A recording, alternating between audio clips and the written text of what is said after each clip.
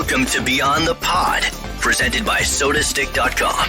Brunette, he moves, Brunette back in, he scores! Minnesota has upset the Colorado Avalanche! Andrew Brunette, the game-winning goal! Here are your hosts, the second greatest scorer in Gopher hockey history, Pat Micheletti, and the second greatest hockey analyst on this podcast, Brandon Mileski. Hello, it's middle of July. It's another episode of Beyond the Pod, brought to you as always by SodaStick.com. I'm Brandon Mileski, along with me, one of the greatest Golden Gophers of all time, Pat Micheletti. Hello, Patrick. Hello, Brandon. Middle of July, and a lot going on still.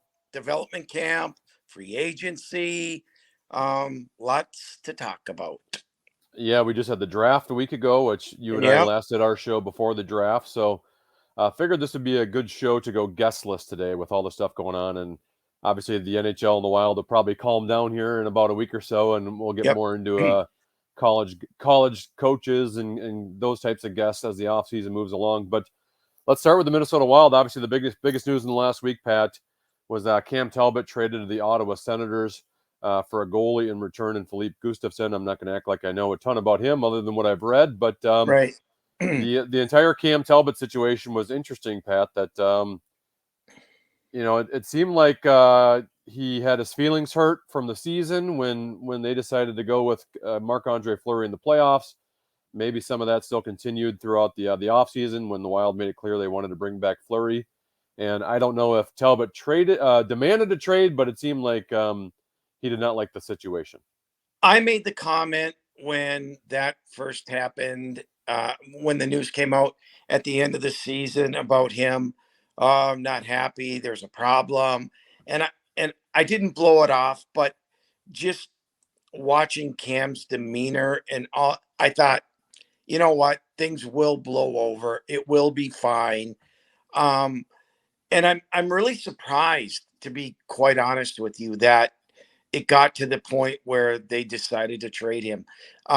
Because when you look at Cam, when you watch him get interviewed, when you see how he is, I'm thinking, well, did someone just get in his head, and whether it be his agent, his family, whoever, and say, you know what, you're not being treated fair, and you deserve a raise, and you deserve to be the number one guy, and so I don't know what happened or how it all came about, like you. But nonetheless, however the transaction or why it happened, it happened, and you wish him luck and move on. Pat, there's a lot of people from the playoffs and even on after the performance of the team, they lose in 6 games, and people are questioning the coaching staff and the general manager for making the decision to go with Fleury as long as they did. And I said going into it, I thought it was kind of a non-story because I thought whoever you choose, you're going to be happy with. Like it was I thought it was a no-lose situation. I didn't think you could make a wrong decision. And people point to Cam was 13-0-3 in his last 16, and he was great. I mean, that's about the best stretch of play he's had in a Wild uniform. But Marc-Andre Fleury was playing well too. He was 9-2 in that stretch. He had won the Vezina the year before. He's won a Stanley Cup before. So this idea like that the Wild made this big mistake not going with Cam Talbot, I still don't buy. Brandon, that has become the story. But you know what the story was of why they lost? Their power play was terrible. Yep. Their penalty kill was terrible. Yeah. Their forecheck, which was relentless and crazy good all season long, disappeared. Yeah. And so we can say, well, things may have been different if Cam was in there, or maybe a change earlier. Okay. I can buy into that a little bit, but ultimately they didn't play good enough. And so, as we always talk about, the first person that we look to is the goalie or the goalie situation, or, ultimately it falls to that. But if we're looking at the playoffs and we're looking at why they lost, it certainly was not because of their goaltending. 100% correct, Pat. Yeah, the goaltending was not the reason they lost that series. And you mentioned the special teams, because I do think I think that's going to be kind of one of the main topics, when assuming Kaprizov comes back, all that stuff. Yep. But when you're looking at how this team can get better when you lose a Kevin Fiala, Pat, I think special teams has to be the biggest way for it to get better. And from a power play standpoint, probably personnel is going to be the change here, right? With Fiala gone, Matt Boldy is going to have a bigger role on the power play. Maybe Marco Rossi, if he's on the team from day one, that's probably where he's got to shine a little bit, is on the power play. That's where he could add. From an X's and O standpoint, I don't really know how much they would change, just because a lot of the teams kind of run the same power play 1-3-1 setup on the offensive zone. So, it's probably more personnel and putting guys in the right spot. On the PK, on the other hand, I do think they are going to tweak some things there. I've been told they're probably going to be a lot more aggressive than they have been, and probably change their PK forecheck. Let's start with the power play. You're right. Personnel has got to change. And secondly, how much can change on a power play? Well, they don't have, and you've hit on this 1,000 times. They don't have that trigger man, or that guy from the point, or that Ovechkin guy on the right that can one time it and let it go. That will make the penalty killers of the other team think a little bit. Okay. So you don't have that one weapon. If you know that Zuccarello and Kaprizov are going to play tic-tac-toe, well, okay, let's defend that. All right, let's tie them up. Let's put it in the hands of somebody else. Well, that's where you have that guy who can shoot it, and that's what they lack. And so, whether it be a Boldy coming in and a Rossi coming in, like you mentioned, that can add some flair to it, but there's no doubt that there's got to be some changes on that power play, because they forget it. You're just not going to win consistently without a good power play. The penalty kill. I was, if you look at their penalty kill, and some of it may be system, some of it may be, whatever, goaltending, all that. But I think the size of their defensemen might have an issue with some of their PK as well. True, no question. But to me, when your penalty kill is going good, you've got 4 guys, maybe 6, right? A third pair of forwards that are going out there 30, 35 seconds, getting off. The other guy's coming on. They're out for another 30, getting off. The other group either comes back on, or you send your third group on. To me, they had a mixture of guys that weren't cohesive together. And, if you and I are out there one time, and then the next time Fallness and I are out there, and then the next time you and Fallness are out there, you know what I mean, though? You see what I mean? You're not building that chemistry with your partner. And you have a lack of talent if you're throwing Fallness out there. So much. Yeah. Yeah. So you've got some talent issues there. But you get my point, though, right? Where you're not getting that consistency, that fluidity, that knowing, okay, Foligno, Neck, I know where you're going to be. I know where you're going to be. I know where you're supposed to be. And, all of that stuff. And I think it got discombobulated a little bit. And that hurt him big time. Yeah, and they've got kind of those smallish defensemen who are smart and can get their stick in passing lanes, but aren't really a threat to, in terms of the shooting lanes and blocking shots and getting in front of those. Right. They've got some issues in that regard. Back to the power play, Pat. I've mentioned this a million times to you as well. All their best players are left-handed. Kaprizov, Zuccarello, Boldy. If Rossi's on the team out of the gate, and I'm assuming he's going to be in the mix in the power play, left-handed. All their skill guys are left-handed. Yep. We've gotten to the point now. It's been a couple years now since Matt Dumba's been a threat on a power play. Jared Spurgeon's okay, but doesn't have a big, heavy shot that you need to be worried about, and that's still going to be an issue for him. They're still going to have that.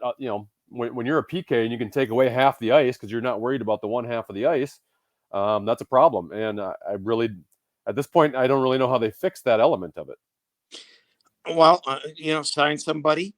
Um, a right-handed shot. There's enough guys available that you could pick one up, and it doesn't have to be a power play specialist. It can be a guy who can still play, and I don't know, but it has to be addressed because um, they will not go very far if that's not if that is not fixed. It's funny you bring that up because just yesterday, you and I were involved on Twitter. I brought up Phil Kessel's name, and obviously Russo eliminated him immediately, so so he's not going to be on the team. But I found it amusing the amount of people that were hating on Phil Kessel because I'm like, do you understand our salary cap limitations? Like, Right. we're not bringing in a perfect all around player here. Like, we have a very little amount of money to spend, so I'm trying to come up with the best possible fit within Yes. the structure of the salary cap. And Phil Kessel has his warts. He has his flaws. He's not a perfect player. There's parts about his game that will probably make you mad. But I just thought, from a right-handed shot on the power play, you telling me he wouldn't add to your power play? And who knows? He was playing in Arizona for 3 years. Who knows if you throw him with a Matt Boldy and a Marco Rossi that he might be able to revitalize some of that And get just play with excited better about the players. game. And Yeah. here's the deal: he can still skate. He's one of the best passers in the game, and he can shoot it from that flank. He can flat out shoot it. Now, you pose the question: I think people get a little bit confused by the question. It, like you said, you're not bringing him in here to be a 40 goal scorer and Yeah. be that big free agent signing. Yeah. He's there to fill a role. And I don't know how he is defensively. I haven't really paid that close attention to him. Maybe the analytics will tell you something, but then again, that can be a little misconstrued, because he's online and he's out there. He You're might be a playing in minus, Arizona. and Yeah. it's Arizona. So look at it from a perspective of He's won a cup before, so he's won 2 cups, I think, yeah. with Yeah. Pittsburgh. And you know what? If he's good enough for Sidney Crosby and Malkin and the Pittsburgh Penguins organization, and yes, that was 3 years ago or what have you, he still can pass the puck. He still can shoot the puck. Minnesota has a major problem on their power play. And you know what? If it works, great. If are you hindering a younger player? Well, give me a right-handed shot, a Beckman who, quite frankly, is coming along, but they will tell you he is not ready yet to play big minutes in the National Hockey League. He had a disappointing year in Iowa. He very So disappointing. he still has ways to go. And if you talk to him, and I talked to Beckman at the end of the year last year, he said, I got a lot of work to do, and I'm going to work real hard this summer and keep on improving. But he gets it. And is he going to get there? No, probably. But you just don't throw a guy like that and say, here's our answer. And so I think at the price that Kessel is going for, what your needs are, knowing the league, knowing the game, having that veteran presence, I think he'd help the power play out tremendously. Well, yeah, and it'd be a 1-year deal at 1 year, $1.5 million, 1.7 million. If it doesn't work out, you can get out of it quite easily. And guess what? Yeah, but on Kessel, well, geez, people had brought some stuff up. Whoa, how's he going to be in the room? People love Phil Kessel. They love him. They understand who he is, what he is. He's not a distraction to his teammates. But we'll see. Obviously, it doesn't look like they're going to go down that road. Maybe things will change, but they got to fix the power play, I think, is what we're getting at. Well, and even back to just the young player conversation, right? You mentioned Beckman, who really shined in preseason last year in training camp and made the coaches think about whether he should make the team or not. Ultimately, they opted to send him down to Iowa. He did not have a great year down there. He had a disappointing year, which happens. They're young players. They're playing professional hockey. They're playing the grind. And even Marco Rossi, Pat, I wanted Marco Rossi to be drafted by this team before. they did. He still has played 1 year of professional hockey. The year Yep. before that, he had heart issues from COVID, so he missed an entire season. He's only played 1 year of going through the grind. He had injury issues. There are still questions about whether he can handle the physical toll of a National Hockey League. Like this assumption that he's just going to step right into the lineup and play 82 games for you and contribute immediately. And he's still, 20 years old, 20, 21 years old? He's still young.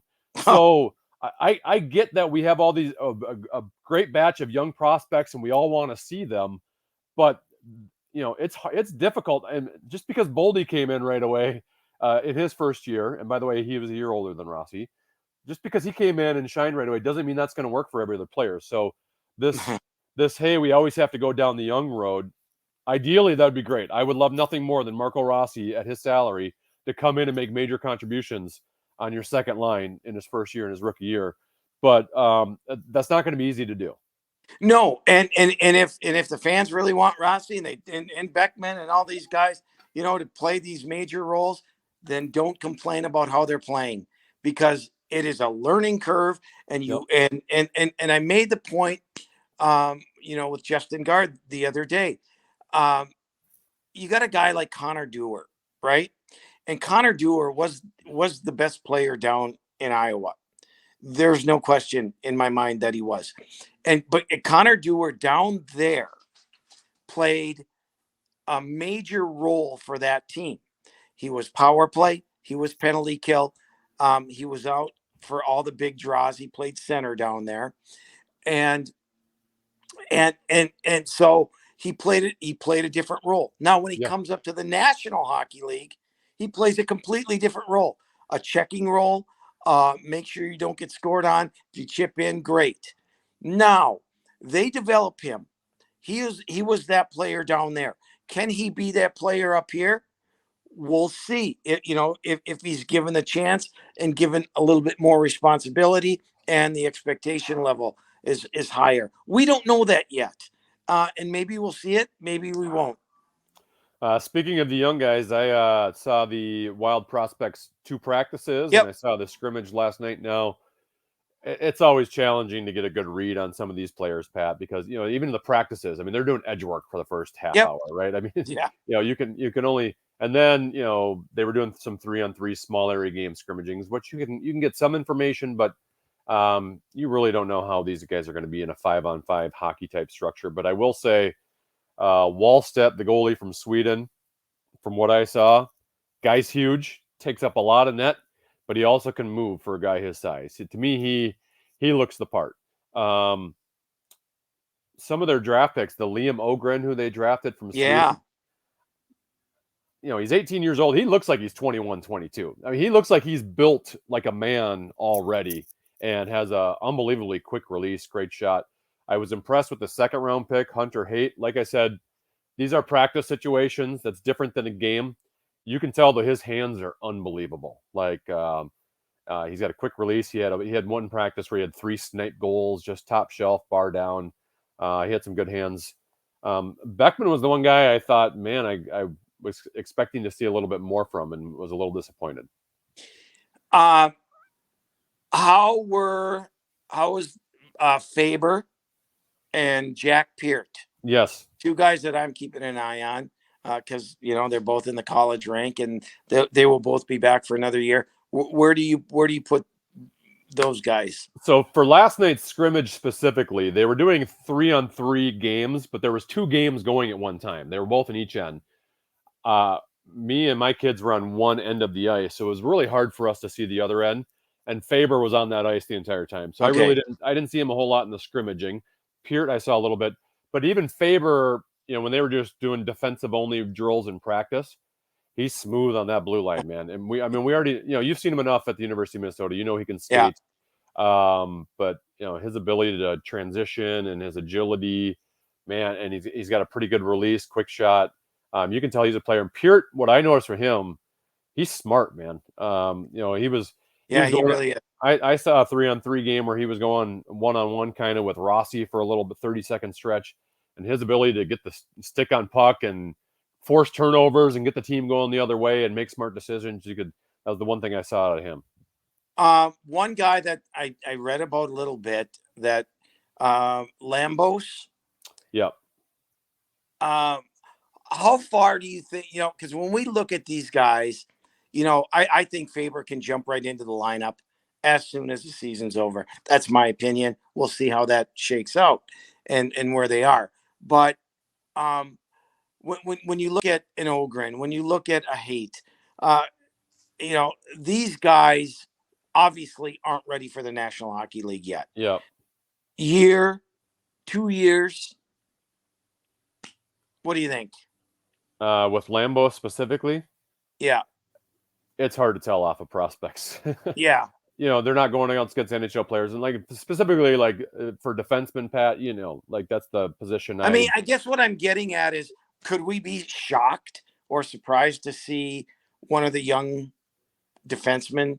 I'd be surprised, just because where's the spot in the lineup they're going to go right out of the gate, right? And even Lambos, like, if you are going to put him in the National Hockey League, you want him playing a top 4 role. He ain't breaking into the. True. He's not breaking into this top 4. And obviously Faber's going back to the University of Minnesota, and Peart's going back, but I would think they would just want another year of development out of Lambos. And then we've got Wallstead. You loved him. I've got nothing but great reviews on him. Yeah. It's going to take him a little time, and you probably don't want to rush him.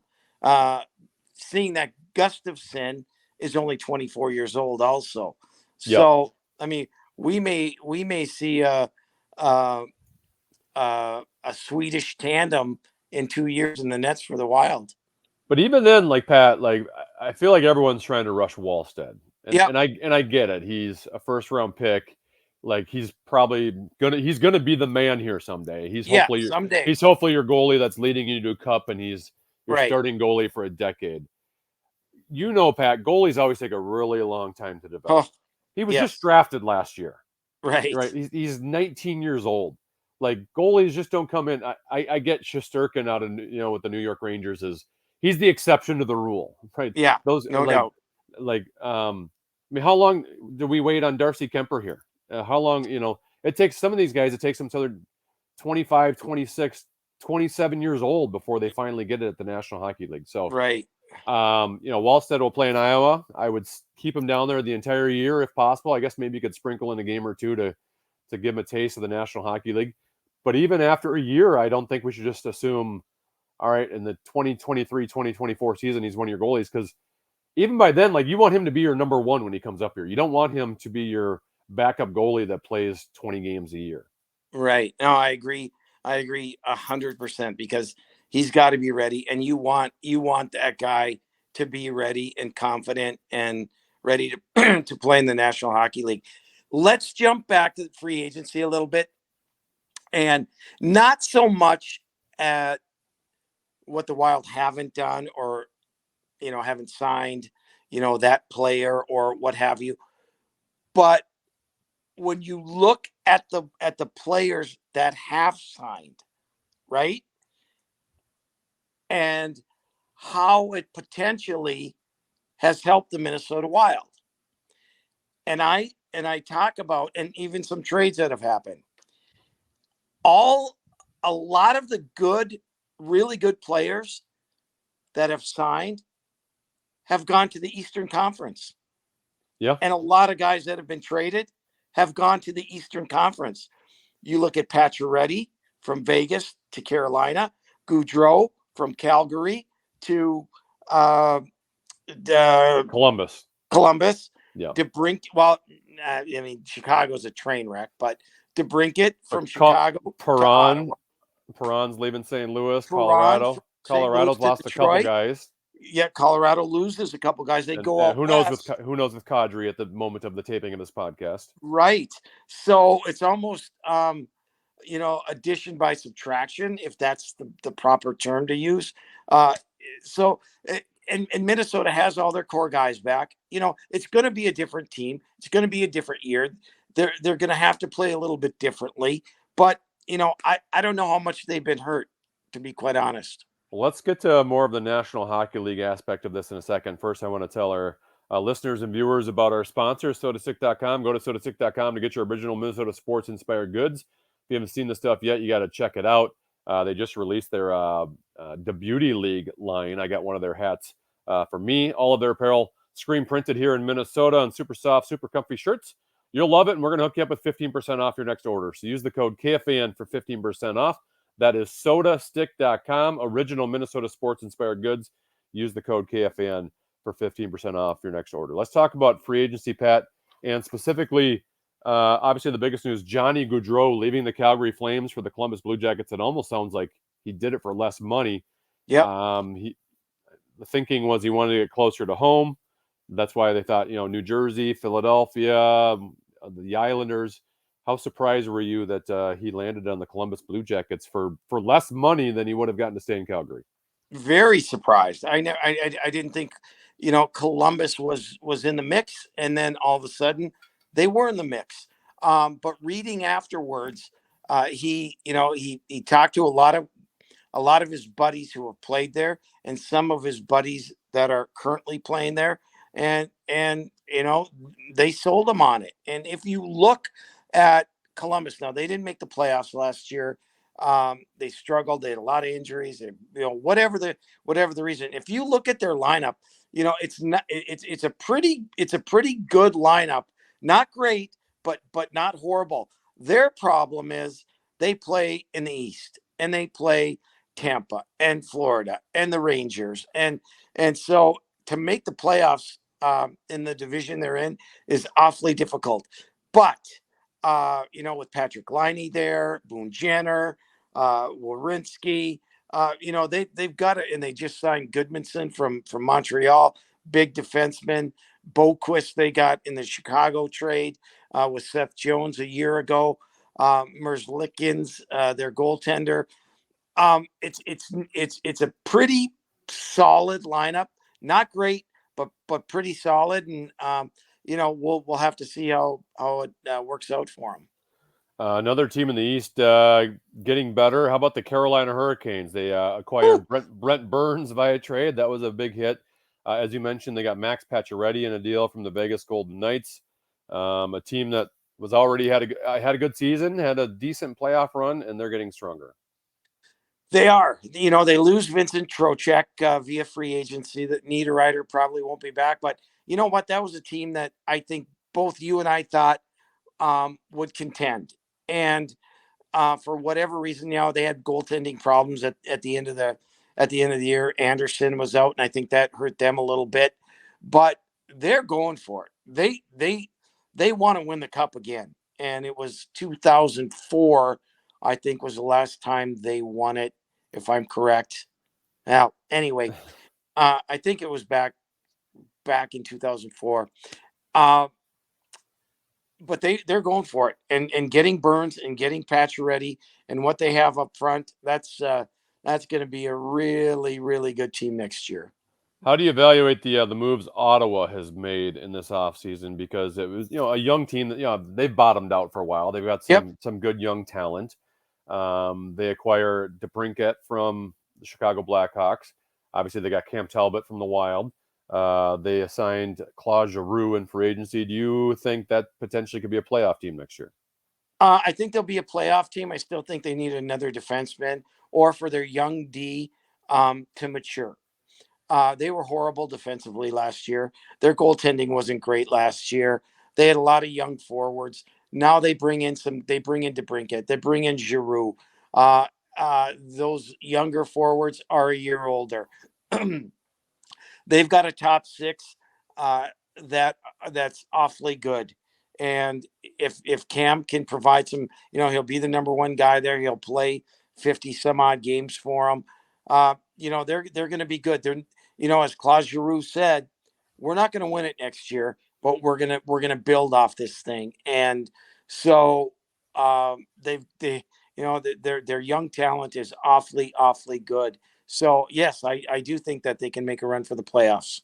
The thought was that might all get blown up in Pittsburgh, yet they're retaining all their players. Letang back, Malkin. It looked like he was going to hit free agency, but he returned for, I thought, a pretty decent deal for Pittsburgh.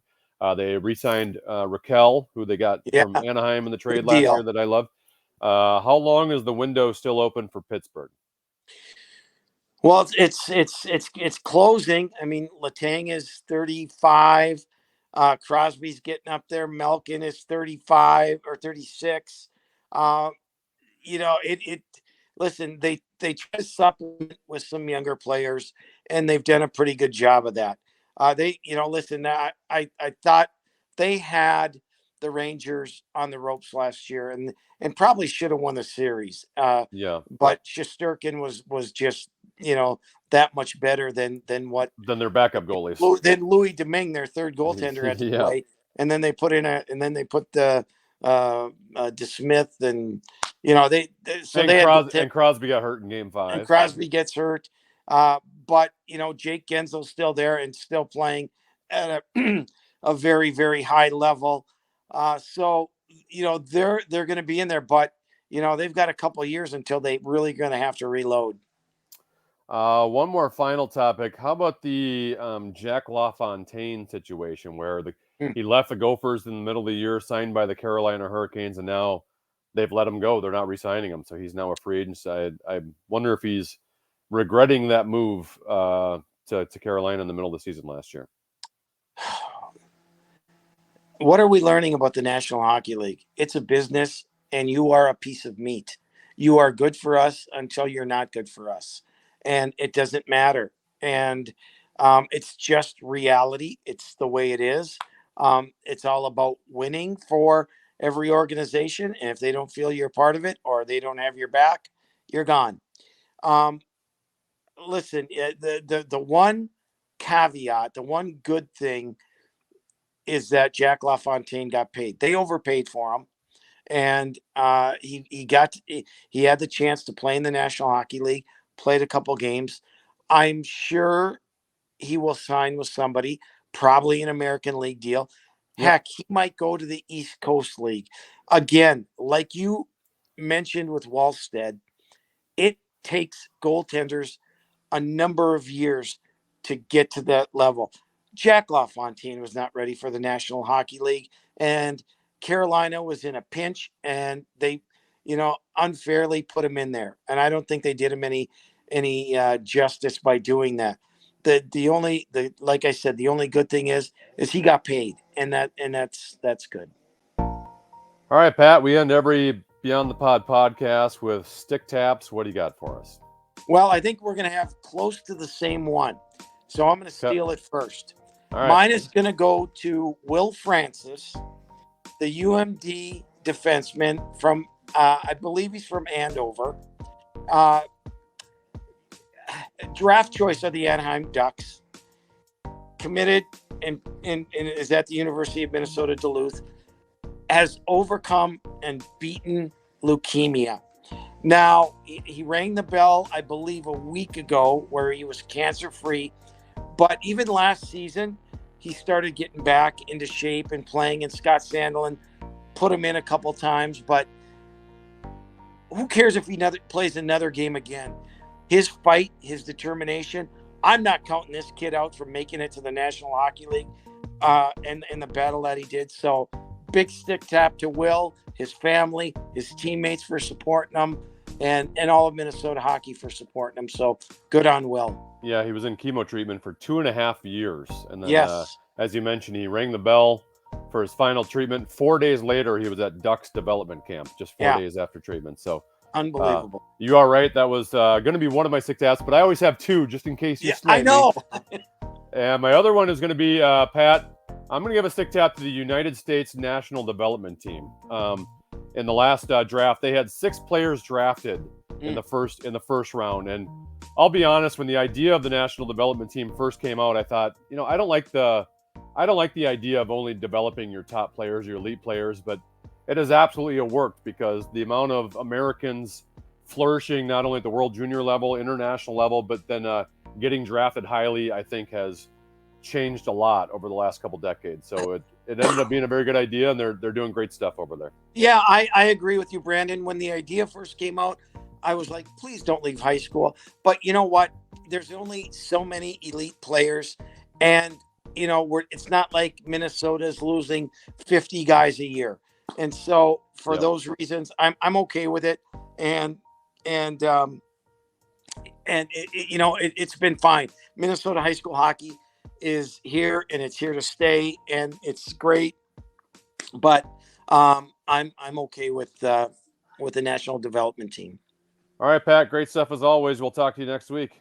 Sounds great, Brandon. Have a great week. All right, he's Pat Micheletti. I'm Brandon Mileski. This has been another episode of Beyond the Pod. As always, is brought to you by SodaStick.com.